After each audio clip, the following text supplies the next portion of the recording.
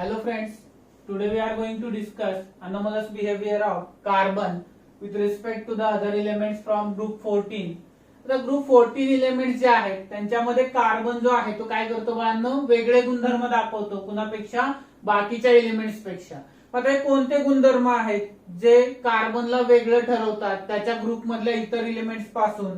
तर पहिला गुणधर्म जो आहे तो आहे की ऍटॉमिक रेडियस जे आहे ती कार्बनची खूप स्मॉल आहे. Down the group atomic radius increase होते. सो बाकी एलिमेंटच्या कंपॅरिझन मध्ये कार्बन जो आहे तो स्मॉलर इन साइज आहे. दुसरं, इलेक्ट्रोनिगेटिव्हिटीचा जो ट्रेंड आहे तो डाऊन द ग्रुप डिक्रीज होत जातो. नॉट रेग्युलर बट कार्बनची जी इलेक्ट्रोनिगेटिव्हिटी आहे ती खूप जास्त आहे. We all know value is equal to the 2.5. कार्बनची जी इलेक्ट्रोनिगेटिव्हिटी आहे त्याची व्हॅल्यू किती आहे? 2.5 एवढी आहे.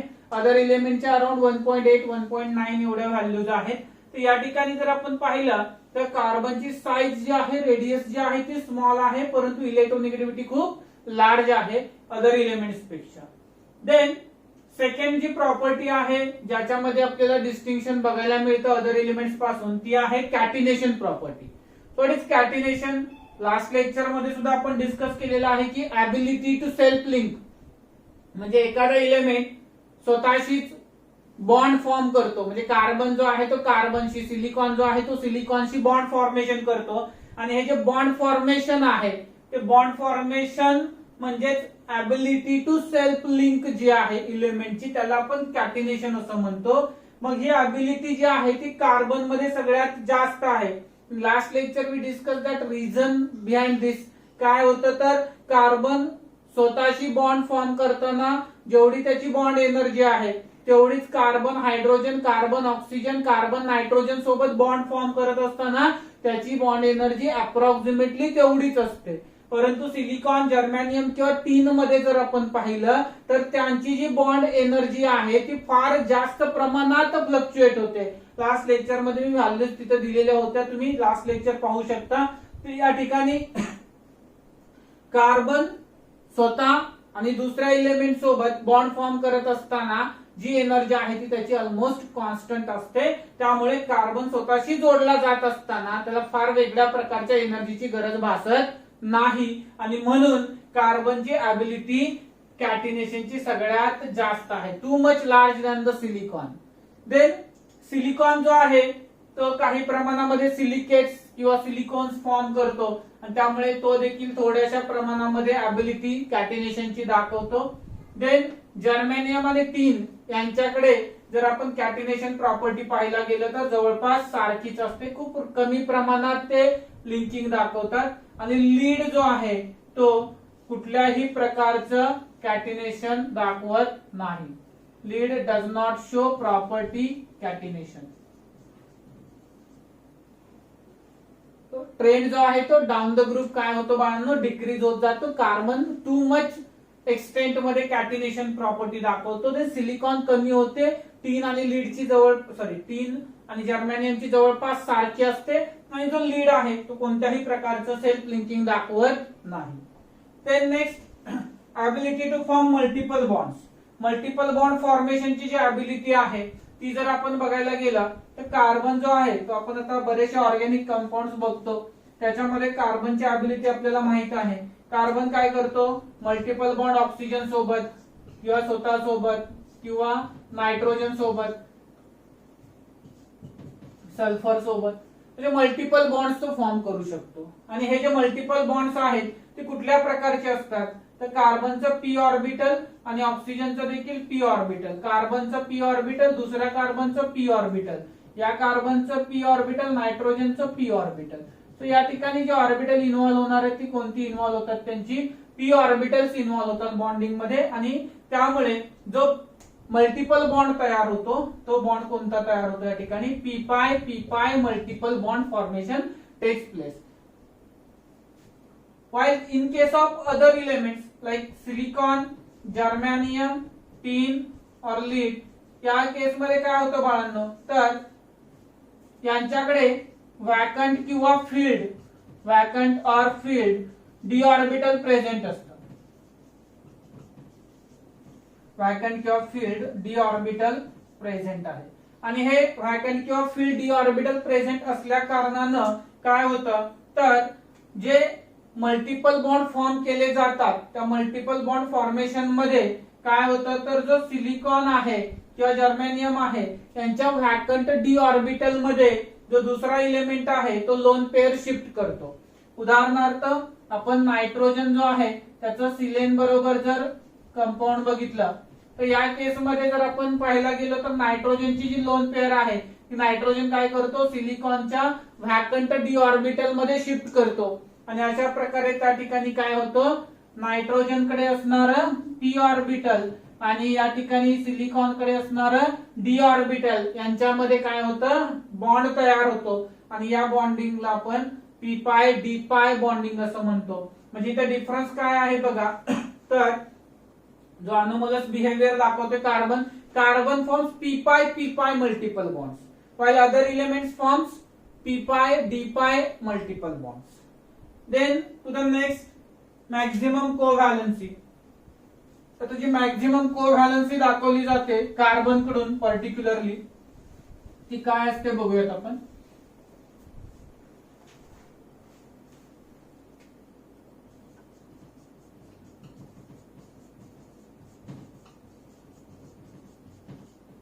Carbon having electronic configuration 1s2 2s2 2p2.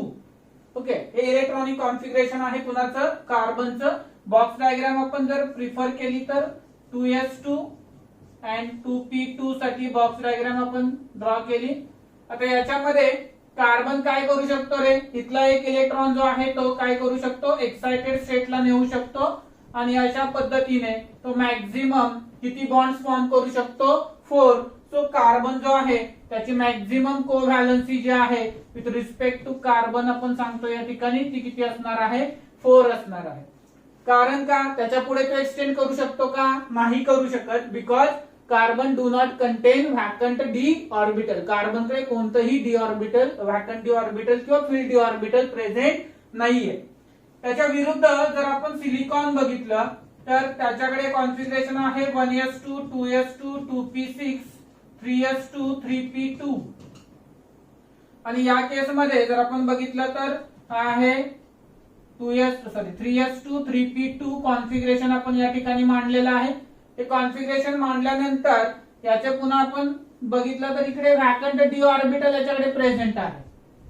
म्हणजे हा काय करू शकतो तर हा एक इलेक्ट्रॉन इथून एक्साइटेड स्टेटला नेऊ शकतो आणि या ठिकाणी 4 बॉन्ड्स तो फॉर्म करू शकतो. शिवाय तो काय करू शकतो त्याच्याकडे असणारं जे डी ऑर्बिटल आहे त्या डी ऑर्बिटल मध्ये इलेक्ट्रॉन पेअर ऍक्सेप्ट करू शकतो जसं आपण वरती सांगितलं. त्यामुळे त्या ठिकाणी तो त्याची कोव्हॅलन्सी जी आहे ती एक्सटेंड करू शकतो मॅक्झिमम किती पर्यंत 6 पर्यंत. 2 ऑर्बिटल तो डी मधले काय करू शकतो बॉन्डिंग साठी युटिलाइज करू शकतो. तर या पद्धतीने जी कोव्हॅलन्सी आहे त्याच्यावर क्वेश्चन विचारला जाईल आपल्याला की कार्बन जो आहे तो मॅक्झिमम कोव्हॅलन्सी किती दाखवतो 4 दाखवतो परंतु बाकीचे जे इलेमेंट्स आहेत त्यांची कोव्हॅलन्सी जी आहे ती 6 पर्यंत एक्सटेंड होते. काय रिझन आहे असं आपल्याला विचारलं जाऊ शकतं. तर काय रिझन सांगता येईल बाळांना आपल्याला carbon shows only 4 covalency because of absence of d orbital while silicon and other elements extend their covalency maximum to the 6 due to the availability of d orbital. तर या ठिकाणी हा एक कन्सेप्ट आहे जो कार्बनचं बाकी इलेमेंट्स पासून असणारं वेगळे पण दर्शवतो. आणि लास्टली आपण जे कार्बनचा टेट्राहॅलाइड आहे त्याचा हायड्रोलिसिस होत नाही. म्हणजे कार्बनचा टेट्राहॅलाइड कोणता आहे बाळांनो तर CCl4 आहे. So CCl4 does not undergo hydrolysis. त्याचं हायड्रोलिसिस होत नाही. CCl4 चं हायड्रोलिसिस होत नाही. SiCl4 can undergo hydrolysis. तर या ठिकाणी काय अनोमलस बिहेवियर बघायला मिळतो की कार्बनचे टेट्राहॅलाइड्स हायड्रोलिसिस दाखवत नाहीत परंतु बाकी इलेमेंटचे टेट्राहॅलाइड्स काय करतात हायड्रोलिसिस दाखवतात. Then next point of distinction is carbon dioxide जो आहे कार्बनचे जे डायऑक्साइड आहे CO2 हे गॅस आहे परंतु बाकी जे इलेमेंट आहेत त्यांचे जे डायऑक्साइड्स आहेत हे काय असतात बाळांनो सॉलिड्स असतात. काय असतात सॉलिड्स असतात. या ठिकाणी हे काही पॉइंट्स आहेत जे डिस्टिंक्ट दाखवतात कार्बनला त्याच्या अदर इलेमेंट्स पासून. तर पहिला पॉइंट बघा काय सांगितलं होतं आपण की साईज जी आहे त्याची ती लहान आहे, आणि दुसरं सांगितलं होतं की त्याची इलेक्ट्रोनेगेटिव्हिटी खूप जास्त आहे. दुसरं आपण पॉइंट ऑफ डिस्टिंक्शन सांगितलं कॅटिनेशन प्रॉपर्टी जी कार्बनची आहे ती खूप जास्त आहे सिलिकॉन पेक्षा.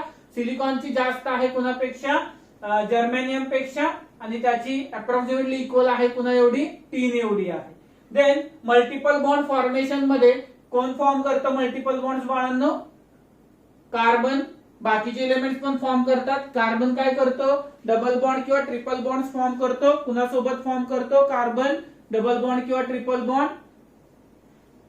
कुणासोबत? ऑक्सिजन सोबत, नायट्रोजन सोबत, कार्बन सोबत, सल्फर सोबत करतो. आणि मग अशा केस मध्ये आपल्याला काय सांगता येईल तर जे इलेमेंट्स त्या ठिकाणी मल्टिपल बॉन्ड फॉर्मेशन मध्ये भाग घेत आहेत तो बॉन्ड कुठला आहे? पी पाय मल्टिपल बॉन्ड आहे.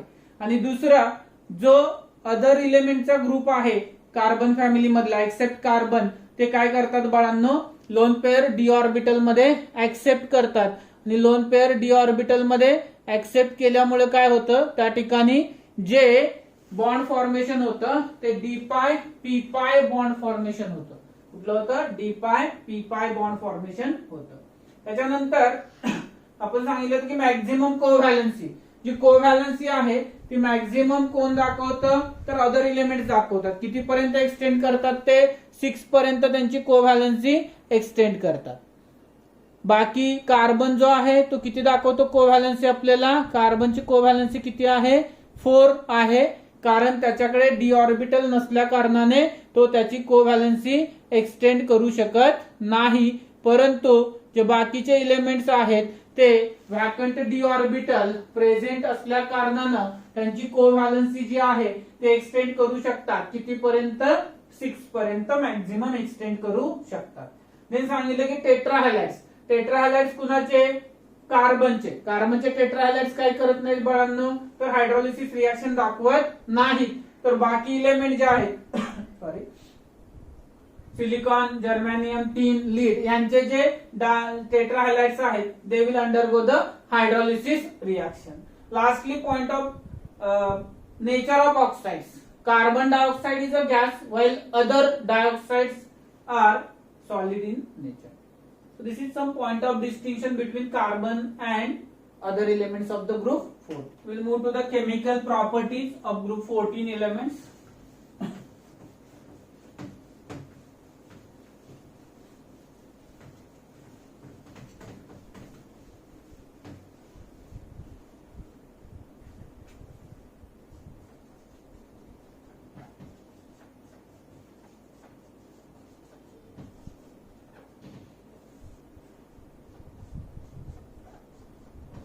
Action of oxygen. काय रिएक्शन होऊ शकते रे ऑक्सिजन सोबत ग्रुप 14 एलिमेंटची? काय आयडिया आहे कुणाला? ऑक्सिजन सोबत ग्रुप 14 एलिमेंट जे आहेत ते कशा पद्धतीने रिॲक्ट होऊ शकतात? यस, करेक्ट आहे. काही ऑक्साइड्स आपण बघितलेले आहेत. कोणते ऑक्साइड्स फॉर्म करू शकतो? मोनॉक्साइड्स अँड डायऑक्साइड्स आर फॉर्म. आता मोनॉक्साइड्स म्हणजे काय रे? फॉर्म्युला काय असणार त्यांचा? MO. डायऑक्साइड जे आहेत त्यांचा फॉर्म्युला काय आहे? MO2. म्हणजे कार्बन जो आहे त्याचं मोनॉक्साइड असणार CO, डायऑक्साइड असणार CO2, सिलिका आहे SiO, SiO2, GeO, GeO2, SNO, SNO2, PbO, PbO. तर अशा प्रकारचे या ठिकाणी काय तयार होणार बाळांनो? ऑक्साइड्स फॉर्म होणार. आता हे जे ऑक्साइड फॉर्म झालेले आहेत तर त्यांचं आपल्याला नेचर डिस्कस करायचं आहे. जे ऑक्साइड फॉर्म झालेले आहेत त्यांचं नेचर काय असू शकतं तर आपल्याला माहित असेल तर या ठिकाणी दोन एलिमेंट जे आहेत आपण एक नेहमी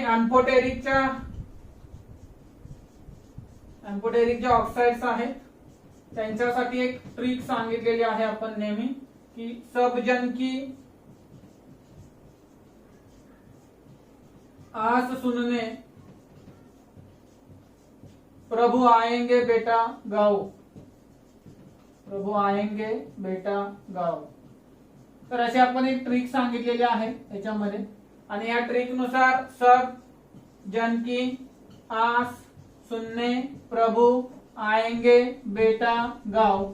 तर याच्यामधले कुठले एलिमेंट आपल्याला दिसत आहेत बघा इथं, तर एसएन आणि पीबी हे दोन एलिमेंट आपल्याला या ठिकाणी दिसत आहेत. मग हे कसे असणार बाळांनो, यांचे ऑक्साईड जे आहे ते कसे असणार आहेत, त्याचे असणार आहेत एम्फोटेरिक असणार आहेत. कुणाचे, एसएन आणि पीबी चे ऑक्साईड हे एम्फोटेरिक असणार आहेत. कार्बन आणि सिलिकॉन हे काय आहेत, नॉन मेटॅलिक कॅरेक्टर दाखवतात, त्यामुळे त्यांचे ऍसिडिक असणार आहेत. हा थोडासा कसा असेल बाळांनो, बेसिक असेल जर्मेनियम जो आहे तो. So nature of oxide, carbon silicon काय दाखवणार, ऍसिडिक. कार्बनचं खूप जास्त ऍसिडिक असणार, सिलिकॉन ऍसिडिक असणार, जर्मेनियमचं आहे ते स्लाइटली बेसिक असणार.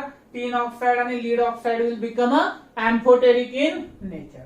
त्या ठिकाणी नेचर ऑफ ऑक्साइड्स वरती क्वेश्चन विचारला जातो नेहमी. काय क्वेश्चन विचारला जाईल बघा, which of the following pair of oxide is amphoteric in nature? Which of the following pair of oxide, which of the following pair of oxide is amphoteric in nature?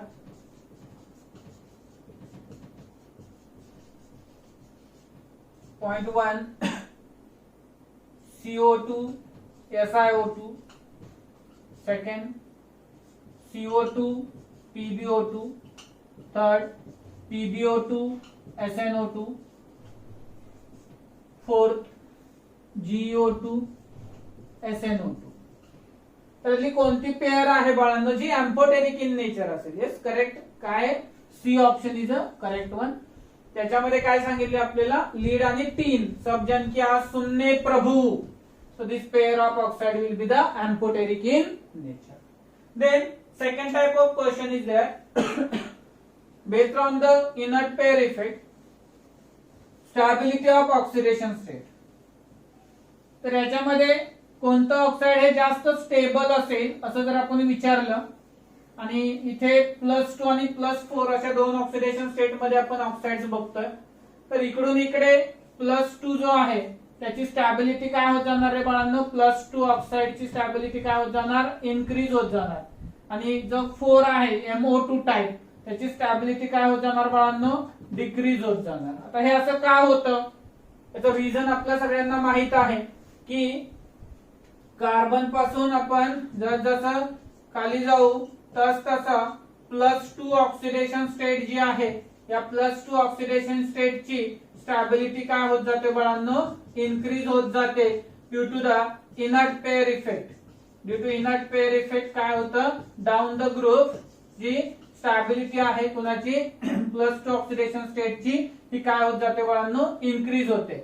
While stability of +4 oxidation state काय होत जाते, decreases from carbon to lead due to reason is same, inert pair effect.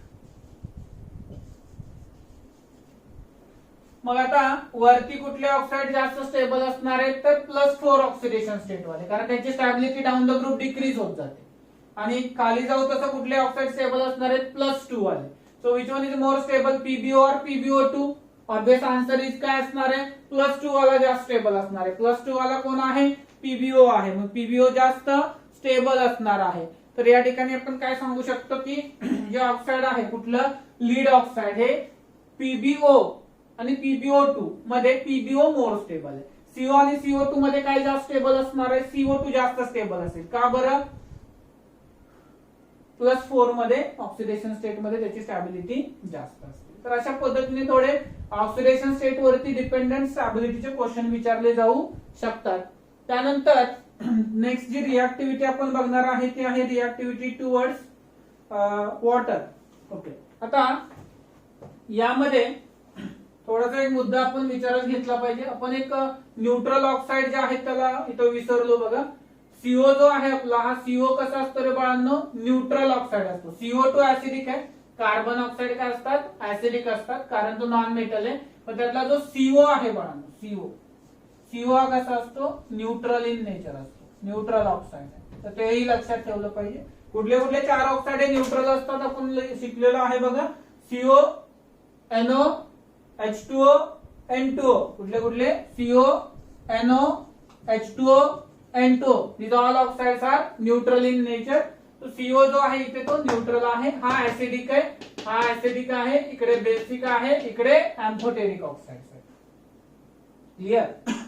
Stability of oxidation state मध्ये काय होणार, generally +4 ची वरती जास्त असणार आहे, +2 ची जसं आपण खाली जाऊ तशी जास्त असणार आहे.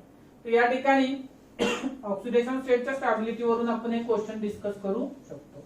किंवा एम्फोटेरिक किंवा न्यूट्रल ऑक्साइड कोणतं आहे असा एखादा क्वेश्चन आला तर आपण त्या ठिकाणी काय सांगू शकतो, कार्बन मोनॉक्साइड जो आहे तो काय आहे बाळांनो, न्यूट्रल इन नेचर आहे. एम्फोटेरिक आला तर लीड आणि टीन जो आहे त्याचे ऑक्साइड काय असणार आहे बाळांनो, एम्फोटेरिक इन नेचर असणार आहे. Then we'll learn the next chemical property, reactivity towards water. Reactivity towards water.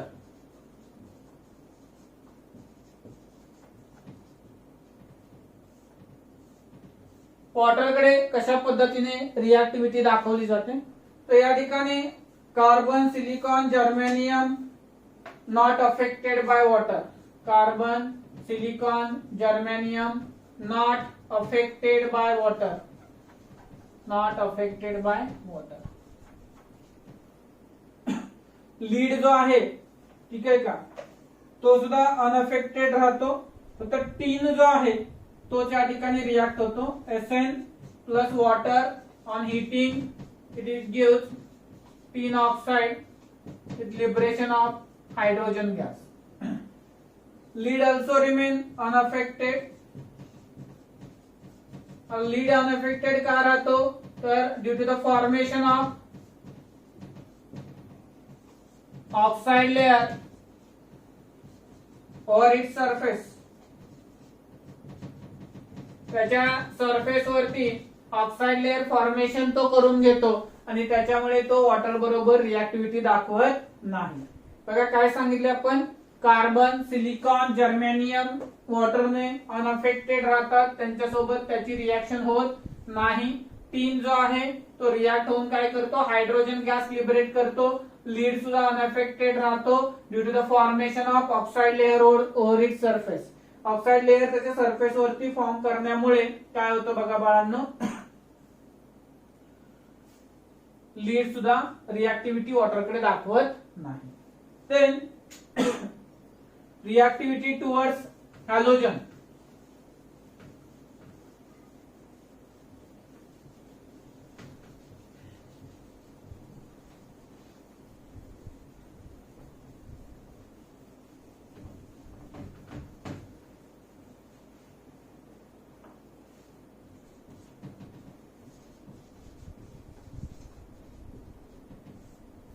तर जे हॅलोजन्स आहेत या हॅलोजन सोबत त्याची रिॲक्टिव्हिटी कशा पद्धतीने आपल्याला बघायला मिळेल, तर 2 प्रकारचे हॅलाइड्स तो फॉर्म करेल. एक आहे फॉर्म्युला MX2 चा आणि दुसरा आहे फॉर्म्युला MX4.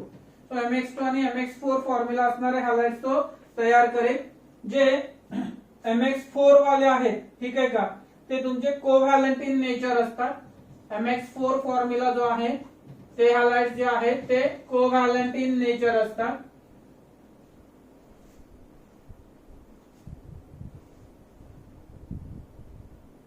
त्याला एक्सेप्शन आहे.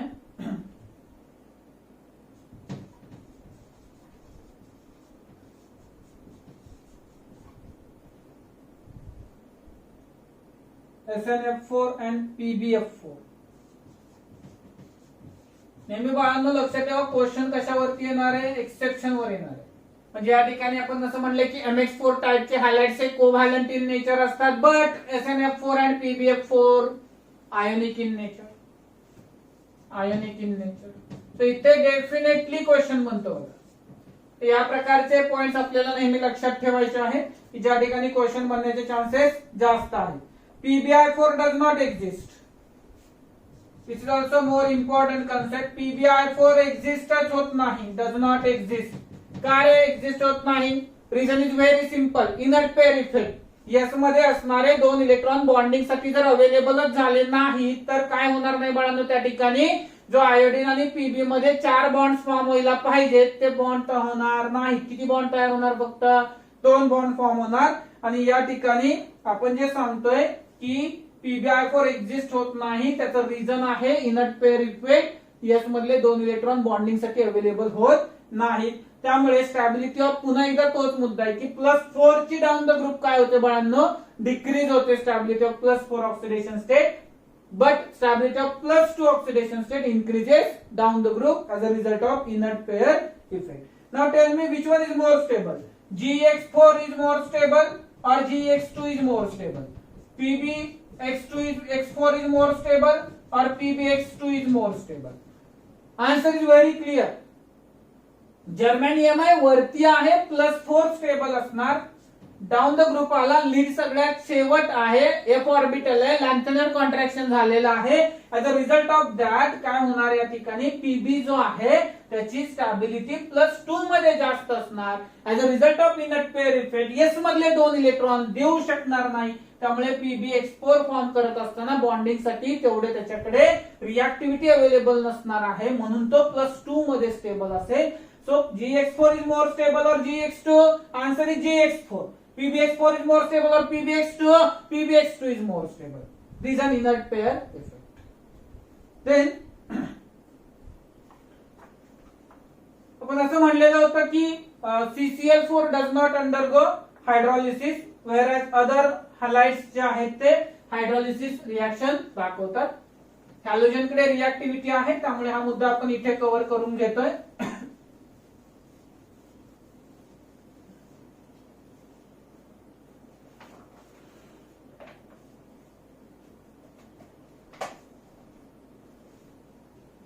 Except CCl4, all other tetrahalides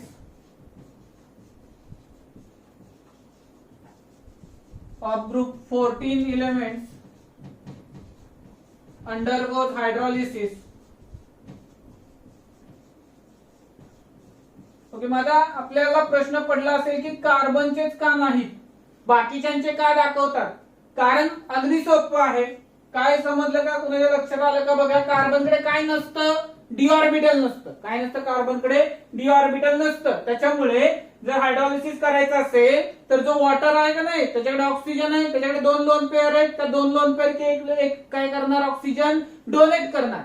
पण ती घेण्याची कार्बनची ऐपत आहे का? नाहीये, त्याची ताकद नाहीये, कारण त्याच्याकडे व्हॅकंट डी ऑर्बिटल नाही। कुणाकडे व्हॅकंट डी ऑर्बिटल आहे? फक्त पुढच्या एलिमेंटकडे, सिलिकॉन पासून पुढच्यांकडे। म्हणून कार्बन ती लोन पेअर अकोमोडेट करू शकत नसल्यामुळे काय होणार बाळांनो? त्या ठिकाणी त्याचं हायड्रोलिसिस पॉसिबल नाहीये। while other elements belongs to the group 14 element, they have vacant or filled d orbital, so they can accommodate lone pair of electron in a d orbital, and due to that purpose carbon tetrachloride, due to the absence of vacant d orbital, does not undergo the hydrolysis. Hydrolysis मध्ये का जात नाही तो? काय reason आहे त्याचं? D orbital absent आहे। Reason absence of D orbital, absence of D orbital. बाकीचे दाखवतात reason presence of D orbital. Reaction बघूयात आपण। SiCl4 जो आहे कसा असणार आहे? हा sp3 हायब्रिडायझ असणार आहे। शेप काय असणार त्याचा? टेट्राहेड्रल असणार। त्याच्यामध्ये आपण काय करणार आहे तर हायड्रोलिसिस करणार याचा, प्लस वॉटर। वॉटरकडे काय आहे? लोन पेअर ऑफ इलेक्ट्रॉन आहे। ही लोन पेअर ऑफ इलेक्ट्रॉन कुठे अटॅक करणार? सिलिकॉन वरती अटॅक करणार। सिलिकॉन वरती अटॅक करून काय करणार? एक हायड्रोजन, एक जो क्लोरीन आहे तिथला तो काय करणार बाळांनो? डिस्प्लेस केला जाणार। तो कोणाबरोबर जाणार? इकडच्या H सोबत जाणार। मेकॅनिझम मध्ये घुसायचं नाही जास्त आपल्याला। आता इथे Cl Si Cl रिप्लेस केलं कोणी? OH न, पण ते OH कडे लोन पेअर आहे ती अकोमोडेट करण्यासाठी सिलिकॉन कडे काय आहे?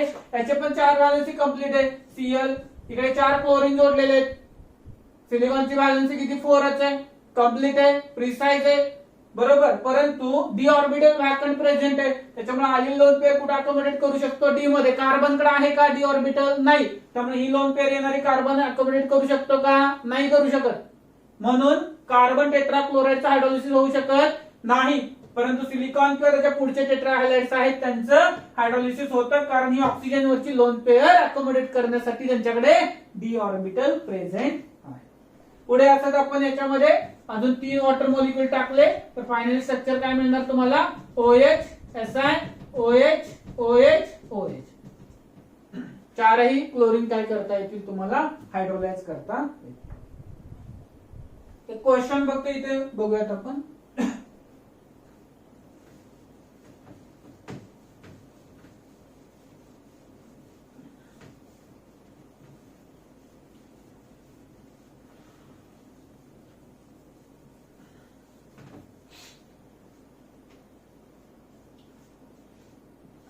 SiF6 2- इज नोन, म्हणजे माहित आहे किंवा फॉर्म होतो. whereas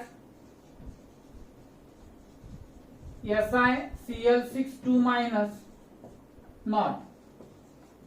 give reason. विचार करा थोडस का असं होत असावं.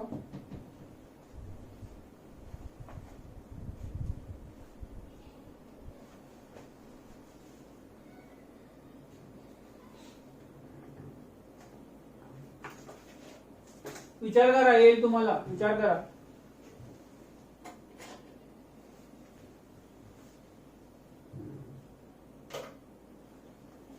SiF6 2- आहे तो तयार होतो, परंतु SiCl6 2- फॉर्म होत नाही. तो माहित नाहीये, म्हणजे प्रेझेंट नाहीये किंवा तो स्टोअर करून ठेवता येत नाहीये, एक्झिस्ट होत नाही.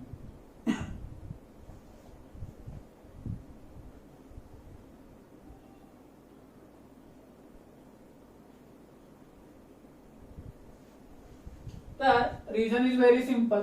सिलिकॉनच्या बाजूला जे 6 फ्लोरीन आयन्स येणार आहेत, त्या 6 फ्लोरीन आयनची साईज काय आहे रे बाळांनो? स्मॉल आहे. फर्स्ट पॉइंट काय आहे त्याच्यामध्ये की जी फ्लोरीन सिलिकॉनच्या बाजूला येणाऱ्या 6 फ्लोरीन ऍटम्स आहेत तर त्यांची साईज स्मॉल असल्यामुळे सिलिकॉन हे 6 फ्लोरीन ऍटम त्याच्या साईडला अकोमोडेट करू शकतो. परंतु क्लोरीन ऍटम जे आहेत, क्लोरीन ऍटम मध्ये काय होतं तर त्यांची जी क्लोरीनची वैयक्तिकरित्या साईज आहे, ही वैयक्तिकरित्या त्याची साईज जी आहे ती खूप लार्ज आहे, आणि त्यामुळे सिलिकॉन हे सगळेच्या सगळे क्लोरीन ऍटम त्याच्या बाजूला अकोमोडेट करू शकत नाही due to the large size of chlorine. Also the in bond form between silicon and chlorine is due to the presence of lone pair on chlorine. आपण मगाशी म्हटल्याप्रमाणे क्लोरीन काय करतोय तर कोव्हॅलन्सी 6 पर्यंत एक्सपांड करायचा प्रयत्न करतोय, आणि कोव्हॅलन्सी 6 पर्यंत एक्सपांड करणार म्हणजे लोन पेअर ऑफ इलेक्ट्रॉन काय होणार, जो जोडलेला ऍटम आहे त्याच्याकडून त्याच्या डी ऑर्बिटल मध्ये ट्रान्सफर केली जाणार.